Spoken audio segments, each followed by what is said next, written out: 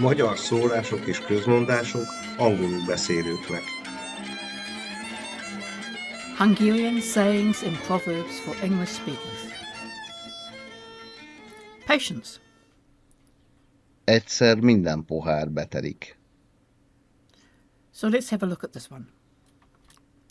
Pohár is a glass, as in a thing that you drink out of. Betelik is an unusual verb.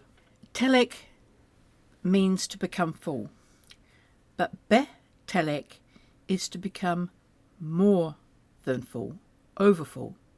So what else have we got? Egyszer, once, minden, all.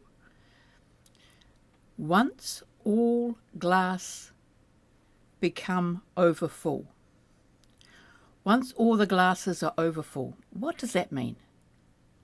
Believe it or not, it means patience has its limits. There's a related saying, betelik a pohár,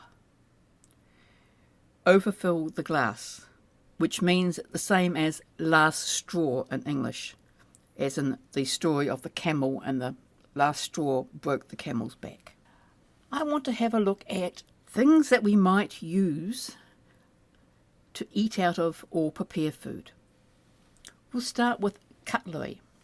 The most important piece of cutlery in Hungary is a knife, kés. It can mean either a table knife or something a little bit more pointy, same as in English. The difference is, in Hungary you might use one of those pointy knives to eat with. The next most common thing you might be using in Hungary is a spoon, kanál. It's used for eating goulash or lecho, a lot of those one-pot meals. They also have a fork, vila. What about the crockery? Well, we've already had pohár, that's a glass. Csésze, that's a cup. Different from bögre, which is a mug. Same in English, cup and mug. Tányér is a plate, any plate that you eat out of. So the first one, the flat one, lapos tányér. The one that has a bit of a dip in it, so you can eat something with a bit more juice, like goulash, is a mély tányér. And the same word is used for something like a soup bowl. Now, what is different in Hungarian than English is if it's a bowl that you eat out of, it's a tányér. If it's a bowl that you prepare food in, it's not a tányér. It's a tál. So a tál is a dish that you do not eat out of. So in English we have the same word for bowl. It can be either a mixing bowl or a soup bowl.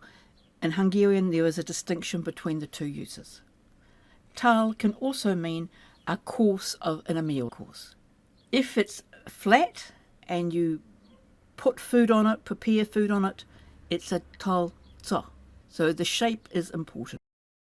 And there's a special word for those glass cooking vessels. In English, well, at least in New Zealand, we'd call them a Pyrex dish. But if they're glass and you cook in them, the heat resistance in Hungarian, Nyári. So cookware in general, dishes that you use to prepare food, serve food, or cook food, they are edény. NY is a single nye sound, not edeni. So let's go into the cooking side a bit more. Lábos is a pot that is generally broader than it is tall. If you're looking for a tall pot, you use a different word, eszik. For a frying pan, serpenyő. And here's one that you'll really only find in Hungary, bogrács. This is the cauldron or kettle that you hang over a fire. Our family uses it for cooking öhön, but it's also commonly used for cooking goulash. I'm going to have a look at IK verbs. They used to have a lot more differences than they do today. They end in an IK in the third person singular, present, indicative, indefinite. And the reason why that is special is that is the dictionary form of the verb. So when you look up a verb, it's a third person that you actually look up. There are some people who say there are true IK verbs and false IK verbs, and that all true IK verbs end in a sibilant. However, that is not universally accepted, and certainly the Debreceni language course considers any verb ending in IK as an IK verb. So when you want to find the verb stem, you remove the IK. So the IK is only present in that one instance of the conjugation. It used to be far more complicated, but now only the first and third person singular present tense indicative are different. Everything else is exactly the same for the form of the verb that it is. Let's have a look at how you inflect that present indicative indefinite. So the difference is that M, lokom, not lokok. And the infinitive, lokni, drop the IK. Compare that with another back vowel word, which is var, to wait. If you say, I wait for a cat, it's varok. Live in a house is lokom. Let's have a look at those other ones I mentioned. Regel izem.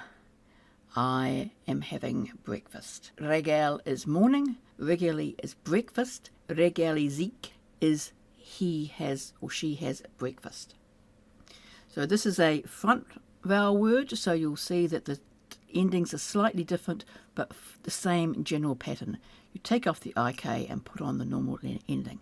Regelizni is to have breakfast. And I thought I'd end this one as well because it is a front vowel word with rounded vowels. So it has the and that changes the linking vowel.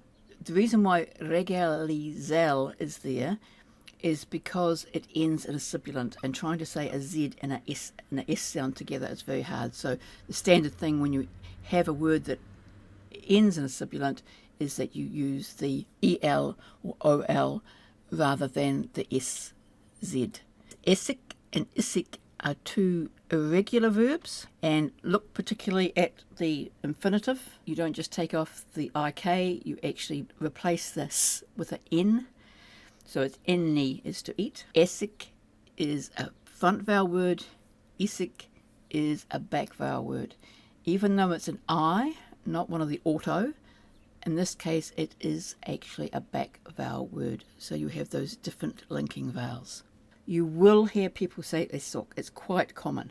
However, there is a stigma associated with using isok rather than isum. One of my teachers told the story of when the free milk program was in Hungary in the 1940s and 50s. Not every child was eligible for the free milk, and the teacher who was dishing it out had lost the list of who was allowed the milk and who wasn't. And they solved this by asking each child, Iso, are you drinking? If the child replied Isum, they would get the milk. If they replied Isok, they would not. New Zealand had free milk for a while too, but not when I was at school. It was a long time ago. Egyszer minden pohár betelik. Once every glass has been filled. That is, patience has its limits. But you need patience to learn a language. More so from Hungarian than some other languages. But you can get there. Incidentally, it is not the hardest language in the world.